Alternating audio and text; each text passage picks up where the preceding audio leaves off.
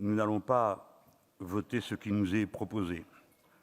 Non en raison de votre personne, Monsieur le Premier ministre, ni même de l'idée que nous nous faisons de votre action.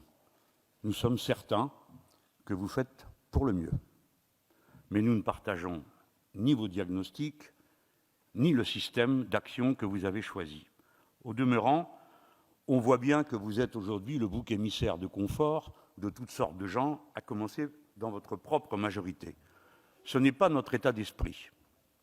Notre état d'esprit, c'est de discuter les contenus, les faits, d'une manière rationnelle, car nous croyons que c'est la raison qui peut nous tirer des difficultés dans lesquelles la patrie se trouve.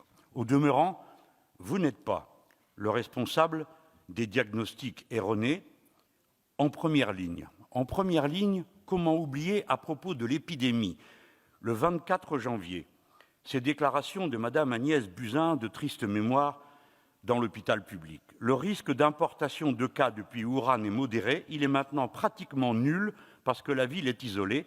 Les risques de cas secondaires autour d'un cas importé sont très faibles et les risques de propagation du coronavirus sont très faibles. On pourrait lui faire porter la responsabilité de cette déclaration et de celle qu'elle a fait ensuite en prétendant vous avoir informé du danger, ce qui ne se voit pas à cette déclaration. Mais comment alors comprendre le président de la République le 3 mars, déclarant « Il est encore trop tôt pour dire si la France passera au stade de l'épidémie ». Les masques, dont tout le monde convient à présent qu'ils sont indispensables et font partie en quelque sorte des instruments barrières élémentaires, dont vous dites vous-même, Monsieur le Premier ministre, qu'il faudra en faire porter dans les transports, et vous avez raison de dire qu'il le faudra, notamment quand vous verrez qu'il ne sert à rien de dire aux gens de ne pas prendre le métro pour leur plaisir, car ils sont fort rares ceux qui sont dans cette situation, et je vous invite à aller voir comment ça se passe sur la ligne 13. Les gens font ce qu'ils font parce qu'ils y sont obligés, non parce qu'ils sont déraisonnables. En attendant, sur ce masque, le 13 avril, M. Macron déclarait « Je refuse aujourd'hui de recommander le port du masque, le 13 avril, pour tous et jamais le gouvernement ne l'a fait. Si nous le recommandons, ce serait incompréhensible, le 13. Les tests, dont l'OMS a dit dès le 15 mars qu'il fallait tester, tester et tester encore. Formule qui a été reprise entre-temps par d'autres, après qu'on nous ait dit dans cet hémicycle que cela ne servait à rien. Le président Macron, le 23 avril, déclare, le 15 mars, l'OMS dit qu'il faut que tout le monde le fasse, le 23 avril, le président Macron déclare « Nous n'allons pas tester toutes les Françaises et tous les Français, ça n'aurait pas de sens ». Et enfin, le confinement, acquis de haute lutte, après combien d'efforts, de convictions faits, eh bien, le président, lui, encore, le 6 mars, sortait du théâtre et déclarait « La vie continue, il n'y a aucune raison, mis à part pour les populations fragilisées, de modifier nos habitudes de sortie ». Voilà dans quel état d'esprit cette terrible crise a été abordée par ceux qui commandaient. Ordre et contre-ordre se sont succédés, tant et si bien que c'est brisé. Et c'est pour cela que je mentionne toutes ces citations. Tant et si bien que c'est brisé le ressort fondamental de la lutte, la confiance. Car en démocratie, il n'y a pas de consentement à l'autorité sans confiance dans la légitimité des consignes qui sont données. Et cette confiance est morte. Je ne suis pas sûr, Monsieur le Premier ministre, qu'il faille vous en rendre, vous, responsable. Mais celui qui a pris toutes ces décisions et tenu ces propos alors qu'il occupe la plus éminente place dans la République, lui, doit en être tenu pour responsable. Et je me risque à cette critique en prenant la mesure des menaces qu'il a proférées contre ceux qui comptaient le critiquer. Le président Macron, en effet, le 31 mars, a dit « Quand cette crise sera passée, on aura tous à rendre des comptes. Tous, sans exception. La majorité, bien évidemment, je crois que ça va être pour vous, Monsieur le Premier ministre, et c'est normal. Vous savez avec quels mots vous êtes traité dans un quotidien de droite qui, dans le passé, vous a été favorable. Mais aussi, dit le président Macron, tous ceux qui ont joué à certains moments un jeu dangereux pour déstabiliser le pays dans une période où l'unité prévalait. Nous n'avons jamais, pour notre part, joué aucun jeu dangereux, ni personne sur ces bancs. Nous avons juste joué le jeu de la démocratie qui consiste à dire, avec sens des responsabilités et plus de mesures que vous ne le croyez, ce qu'il était nécessaire de dire pour mettre en garde. Et si vous n'y croyez pas, alors vous ne pouvez pas croire un seul jour à la démocratie, parce que l'essence de la démocratie, c'est justement d'entendre des gens qui disent des choses désagréables parce qu'ils ne sont pas de votre avis. À présent, nous voici rendus, après une gestion calamiteuse, à une sortie hasardeuse. Nous avons alerté le 30 mars par une tribune collective de tous les parlementaires insoumis, vous disant il est temps de parler de déconfinement. Certains commentateurs, considérant le peuple français comme une assemblée bruyante de jeunes gens instables, disaient qu'il ne fallait pas prononcer le mot de peur que les gens ne viennent à en conclure qu'ils pouvaient tous sortir de chez eux et partir aller faire la fête, comme si ce peuple n'avait pas fait la démonstration au milieu de tous ses ordres et contre-ordres, au contraire d'une magnifique et terrible discipline dont il faut lui rendre tout l'hommage et toute la grâce, quand bien même tant de fois il aura été montré du doigt par ces mêmes commentateurs.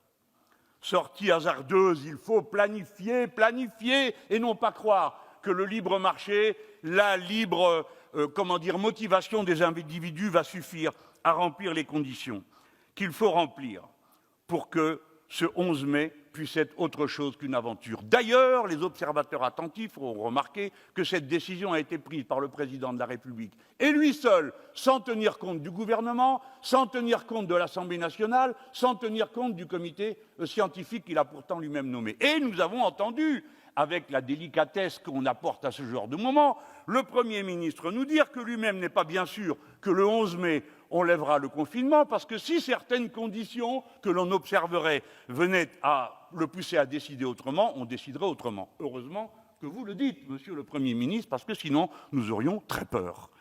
Le 11 mai, hélas, il est possible que le déconfinement ne puisse pas se produire, car nous savons depuis le début que le déconfinement est indispensable. Mais encore, comme il est indispensable, faut-il le préparer avec tout le sérieux nécessaire. Voici venu le moment des injonctions odieuses. Vous n'avez pas été précis sur ce point, Monsieur le Premier ministre. Les enfants doivent-ils aller à l'école obligatoire le 11 mai ou bien sur la base du volontariat, comme l'a dit votre ministre de l'Éducation nationale? Parce que ça, c'est anxiogène. Des millions de familles se sont dit « qu'est-ce que je dois faire? Qu'est-ce que je dois faire ?» Voilà ce que les gens viennent de vivre. Comment peut-on demander aux parents d'évaluer le risque d'exposer leurs enfants au danger? C'est odieux. Oui, c'est odieux. Ils ne savent que faire, les braves gens. Et surtout quand leur décision n'est pas libre. Parce qu'on leur dit qu'il faut maintenant retourner au travail. C'est d'ailleurs pour ça qu'on commence par les plus petits, parce qu'ils ne sont pas capables de se surveiller eux-mêmes, alors que les plus grands pourraient le faire.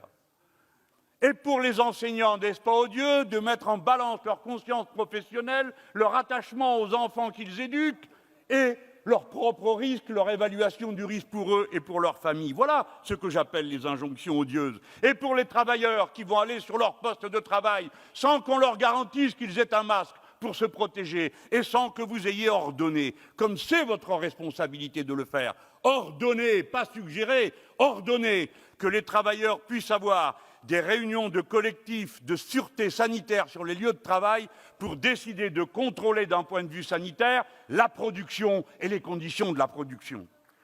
Voilà maintenant ce qu'il faut dire, Monsieur le Premier ministre, et qui fait que je m'étonne qu'autant de gens dans votre propre camp envient votre place.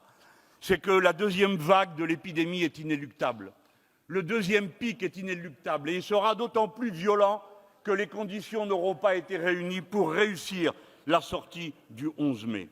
Il n'y aura ni la quantité de masques suffisante, c'est-à-dire celle qui permet à chaque personne de disposer d'un masque efficace sans qu'il lui en coûte 1 euro, parce qu'il s'agit de sa propre survie. Et que si on trouve 3 milliards pour Air France, on peut en trouver autant pour tous les Français et que leur masque leur soit donné gratuitement, comme on dit.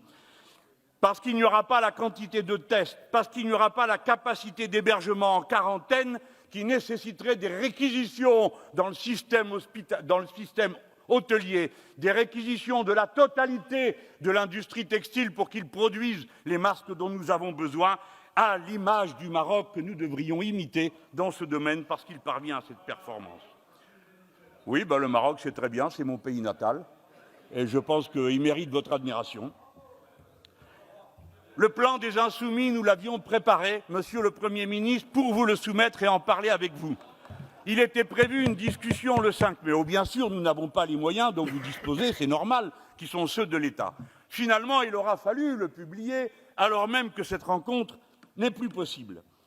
Alors, vous en connaissez les principes, je les ai rappelés. Mais mes derniers mots seront pour vous dire que si la planification doit être celle des besoins, des moyens matériels, ce doit être aussi celle de certains moyens. Vous avez évoqué sur tous les tons, la Grande Guerre. Mais pendant la Grande Guerre, ils ont décidé qu'il y aurait un moratoire des loyers. Faites-le. Pendant la Grande Guerre, ils ont décidé qu'il y aurait un impôt sur les profiteurs de guerre. Faites-le. Et Monsieur le Premier ministre, élu de milieu populaire comme d'autres ici, je veux à tout prix que vous entendiez cette parole. La faim menace dans certains quartiers, en France, et c'est l'organisation admirable, spontanée des habitants qui fait que cette faim ne fait pas davantage de dégâts parmi nous, mais quand même, elle travaille les masses. J'achève. Nous vivons un événement global, Monsieur le Premier ministre, au départ un événement écologique, il est devenu un événement biologique, il devient un événement économique, il sera un événement social, maintenant avec des millions de chômeurs, et pour finir, ce sera un événement politique. Nous n'échapperons pas à cet enchaînement, puisque la patrie qui vient de redécouvrir la valeur des mots, j'achève, souveraineté, indépendance, relocalisation, État, service public. Voilà, en crise sanitaire, Monsieur le Premier ministre, bon, j'espérais recueillir au moins le sérieux de l'attention. En crise sanitaire, c'est la mobilisation populaire qui est la clé. Comme toujours, le peuple n'est pas le problème, mais la solution. Il faut qu'il ait confiance.